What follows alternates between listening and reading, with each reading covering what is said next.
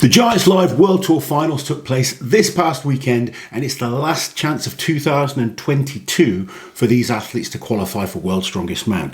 Will be a couple more chances next year, but this is the last official route.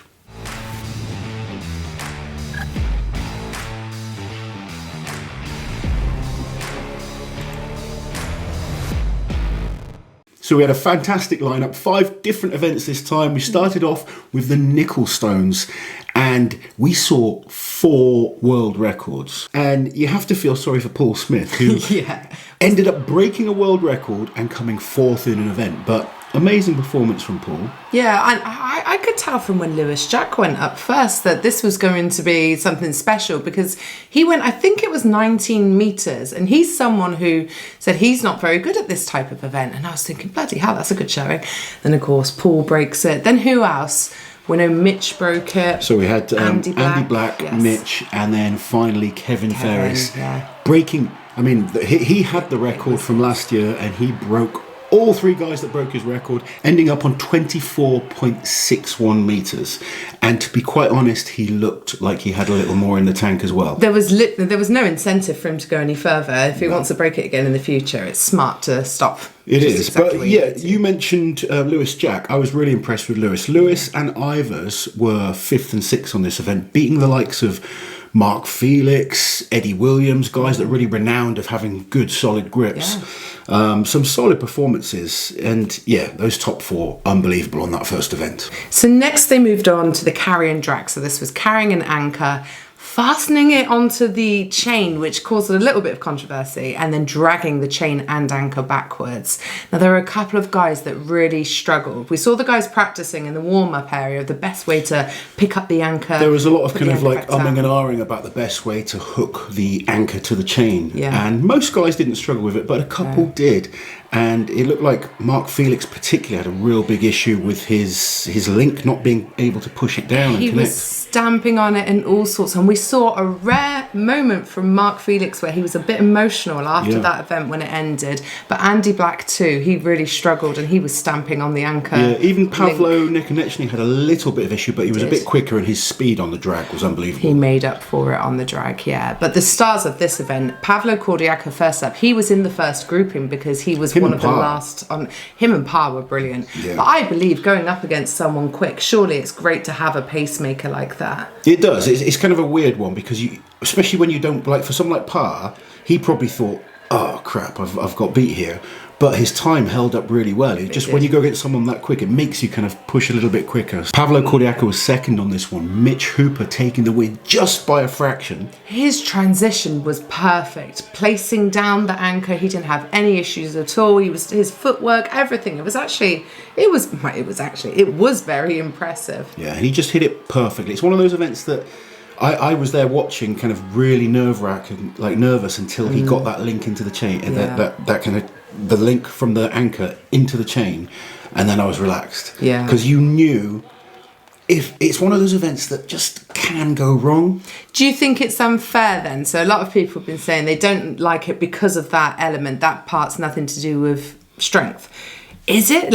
Is the control of putting it down in the right place part of the test of strength? What do you think? When you go through the history of strongman, there's often been elements of technical aspects that athletes have had to cope with. And I kind of like it, because it does throw that little bit of... You like it watching. Would you like it doing? Yeah, look, I've been in that position where it's worked really well for me and it's gone wrong. But it is that element of, these guys aren't just brutes. They've got to think, they've got to be smart. When you look at the top guys, and it shows sometimes on things sometimes it goes wrong. But yeah, it's one of those things, you just see them getting a bit nervous out the back, thinking about it. Should I kind of put the link down? Should I put it up and just push it down? There was a lot of talk. A lot of people watched Alexei Novikov do it from Europe's Strongest Man, and decided to use it with the link pointing down. It's a funny one with the drag, because the surface dictates how hard it is. Yeah. And the indoor venues are actually a lot easier to drag along. Doing that same event outdoors on a rough surface would be so much harder. You've had to do an anchor drag outside. A number of big times. Chain drag, yeah. I've done them inside and outside. And surface makes a huge difference. They were going to have 3 lanes, but there was actually a drain in the middle of the arena floor, so they had to cut it down. They didn't want anyone falling down going that down drain. it. the deadlift, 350 kilo axle deadlift for reps, and this one was all about Pavlo Nekonechny. Yes, very much. I know you were backstage doing your behind the scenes stuff, and I remember coming to watch some of the warm ups, and Pavlo had his top off and was just stood in front of me waiting for his warm ups. My God, I mean, we call him Wide Pavlo, but I've seen some huge men. But this man kind of just carries a ridiculous amount of muscle on him. Yeah. It's quite freaky. I mean, the competition showed he's still got elements where he needs to improve on. Yeah. But the potential of this man is just insane. And his deadlift, 11 reps, breaking the previous world record. There's arguments of who had the world record before. We talked about that in our live the other day. But he got 11 reps, which is a new world record, regardless of what the record was before.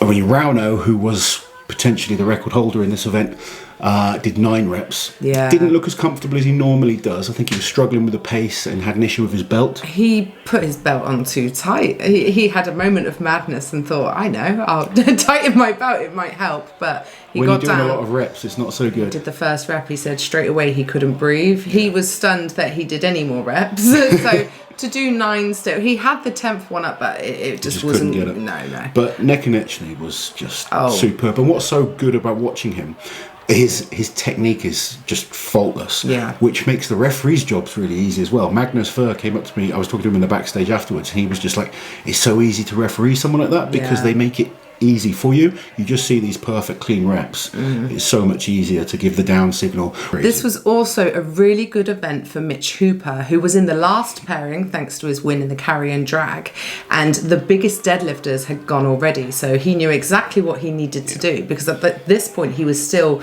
quite far ahead of the big deadlifters like Pavlo and Rauno. Yeah. And you know, we spoke about this briefly before, where we were trying to focus on the whole competition. Yeah. I think if he really pushed it, he could have matched Rauno with 9. But for half a point extra, it's just not worth it. Particularly knowing that an event like the Power Stairs is coming, where essentially using a lot of the same muscle groups, and 15 reps on a Power Stairs, you want to save some energy for that. So he was just in the perfect position, and his whole performance was just spot on, to be quite honest. The one guy that impressed me, that I didn't expect to do so well, I guess, on the deadlift was Kevin Ferris. Absolutely. Now, this is where, in our predictions, we had him dropping points on the deadlift and the dumbbell based off of his performance on these same implements last time. But he's come on a long way, hasn't he? He has, and we spoke to him backstage. Something I didn't know about Kevin is that he had suffered with nerve damage, which had affected his deadlift. He's got that cleared up, and clearly he's been putting in the work. You know, we expected him to be good on the nickel stones. You expect him to be good on the loading and stuff. The deadlift, I thought he might drop points.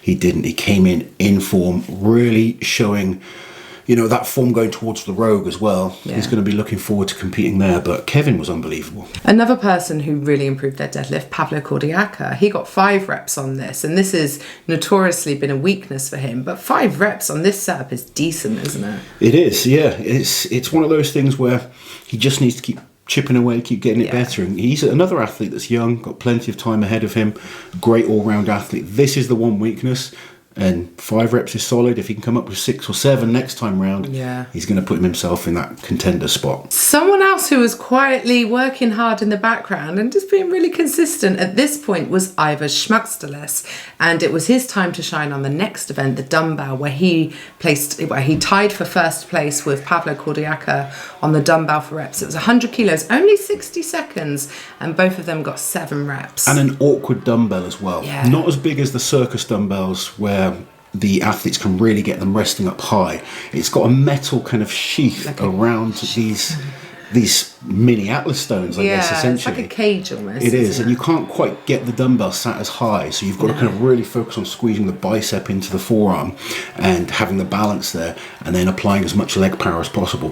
But Ivers is so used to competing in different competitions, using different kit. He's very, very good at adapting. And like you say, he had an amazing performance. 7 reps for him and for Pavlo Cordiaca. And again, it was big points for Mitch, who got 6 reps on the dumbbell, and also a great showing from Parr and Paul Smith, who both got 5. I love watching Parr on the dumbbell. He's got this kind of almost lazy technique where he kind of gets the dumbbell up and his other arm's just by his side like that. Everyone else is like out to the side balanced. Mitch's makes me laugh. He's got like a weird... This is my strong. He's left-handed, isn't he? Yeah, but a lot of guys are like that. Yeah. But Parr is just arms straight down, elbow, dumbbell sat, and he bashes it straight up. It gets great explosive power. It's very unique to watch, but very effective. And like you say, Paul as well. Paul, another guy that's impressed this year, and he did very solid in this competition. Yeah, he did. It was a hard competition, and I felt bad for him after breaking that world record. But you win some, you lose some. Yeah, I think Paul's happy with this year. Yeah. He's doing well. Anyway, they moved on to the last event, and for once it wasn't the Atlas Stones. The last event at this year's World Tour final was the Power Stairs, and it was a tough one, but I found it really entertaining to watch. I loved the fact that it really split up the athletes, because that's what I want to see. I don't want to see every guy in less than 25 seconds putting up 5 stones, heaviest being 180. I'm just, oh God, I've seen it so many times. It's not that it's not impressive, but we do see it all the time. So this was a refreshing change. What was nice about this is the guys really had to work. God, yes, they really did. And oh man, like Mark Felix came off and he was going, that is the fastest 60 seconds ever. 15 steps in 60 seconds is no joke when they're that battered anyway, is it? So it was 200 kilos, 210 kilos, 225 kilos, 240 kilos, and the last one was 250 kilos. 3 steps on each implement. Yeah. And by the time the guys got to the 240 and 250, you could tell some of them were really struggling. Quite a few didn't finish. Paul Smith really suffered on this event. This is where he sort of dropped down because it was so close in the middle of the pack, wasn't it? And it was unfortunate for him. And almost comical, actually, watching Paul Smith go up against Pavlo Nekonechny on this event because they're just the opposites, aren't they? Yeah, they're so different. Paul just... No disrespect, but it just doesn't look like a strongman. Not when you stand him next to Pavlo, which is the widest human I've ever met in my life. It is quite an interesting contrast. But still, 2 great strongmen as well. Yeah, both incredible. But this event was exceptionally good, as I said it would be in the predictions for Ivar Schmacksteles. And did you notice his unique technique at the top? On the top one, he twisted it so it almost span on. Yeah, a lot of the guys... He didn't have to do that final hitch. A lot of the guys kind of got the last implement on, but it was still overhanging the edge, wiggling. And the rules were that it had to be completely on. So when he got to the top, he just kind of twisted it on. Yeah. That's that experience that he's got from lots and lots of competitions. Twisted it mid-air almost. It's very, very impressive. Ivar's was awesome. You can't take anything away from him. He was just steady all the way through. Didn't drop points on any event. Didn't necessarily win many events. Only the one event that he won. Yeah. But he was there or thereabouts.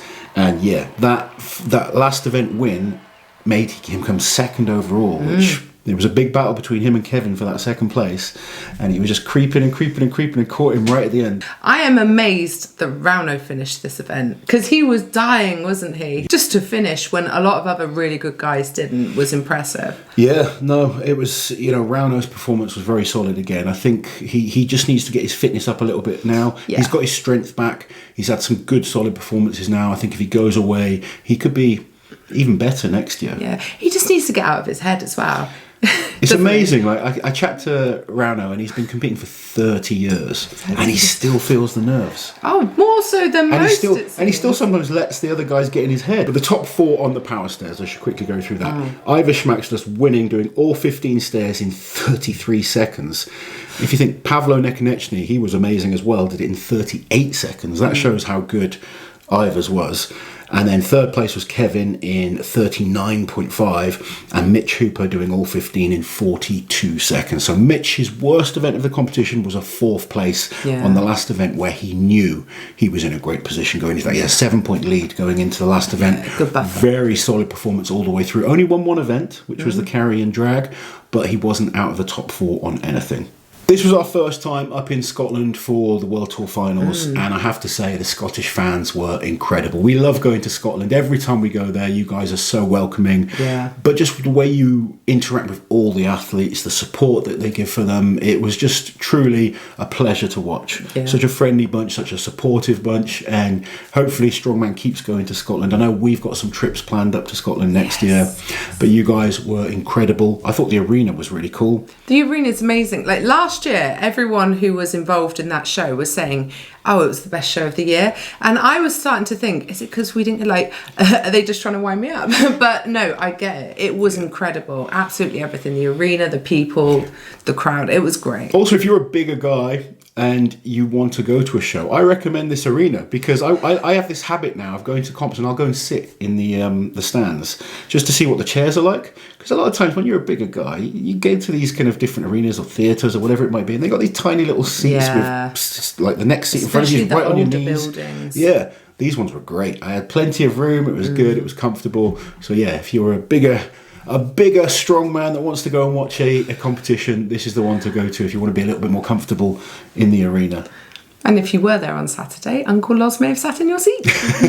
Giants Live have one more show this year, which will be the team show. Very, very different. We are looking forward to that. There are still tickets available. There's a link down in the description below. But this was the last individual comp for the Giants Live this year. It's been a really awesome series of competitions, lots of different athletes competing, different events this year. I think the Giants Live team have done an incredible job, as they always do. I know I give them crap all the time. If there's, we give them credit too when it's deserved. I genuinely think the Giants Live team are just a well-oiled machine, and I'm not just talking about Darren and Colin, who let's say they're the front. They have a whole team that are just incredible, from the TV side of things, the organisational side of things. Lindsay, who is just like the glue that holds it all together. Nev, the whole team is amazing. They're always making us feel very welcome when we go to the events. If you haven't been to a Giants Live show yet, make sure you get to it. The amount of people that came to me afterwards doing the meet and greet, and they're like, oh, the live shows are just so much better to be at. So much better, I totally agree. If you haven't been yet, make sure you get to one. The link is in the description below. I think they've already got tickets for Britain's Strongest Man, Europe's. Everything is up for next year already. Everything's available, so make sure you get there if you can. Hope you enjoyed this video, guys. Who was closer out of you and me on our predictions, by the way? All right, let's very quickly recap. We both had Mitch in first place, so we both win there. In second place, I didn't have Ivers. I had Wide Pablo. Yeah, I had Wide Pablo as well in second. Okay. Third place, I had Pablo Cordiaco, who ended up coming fifth. I had Ivers. Fourth place, I had Ivers. He ended up coming second. Fifth place, I had Rauno, who ended up coming sixth. My big mistake was not putting Kevin in there. Kevin is where we both made the mistake. And I was and ahhing between Kevin and Rauno, but I thought I'll get a lot less shit if I put Rauno in there. So I don't have that many regrets. But I was happy with my predictions. I'm pleased with the end results. I'm really happy for Kevin. I'm never disappointed when someone proves me wrong. No, it's not because we don't want people to do well. No, Kevin was absolutely brilliant. And like we said, he really improved on those weaknesses. Yeah, he did. It was, like we say, an amazing show. Hope you guys enjoyed it, that have seen it. Hope you enjoyed the wrap-up. Let us know if you're coming to any Giants Live shows next year, and we'll be back soon. Take care.